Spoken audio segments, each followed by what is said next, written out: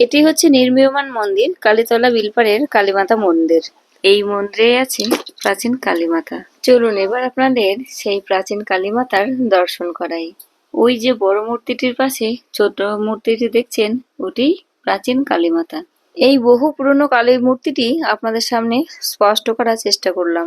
গুগলের সাহায্যে জানতে পেরেছি এই মা কালীর মূর্তিটি পাল যুগের হতে পারে।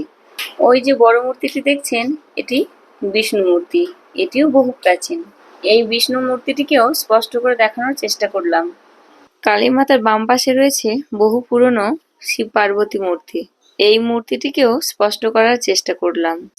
গুগলের মাধ্যমে জানতে পেরেছি বিষ্ণু মূর্তি আর শিব পার্বতী মূর্তি এই দুটিই সম্ভবত পাল যুগের। আমাদের মা খুব জাগ্রত।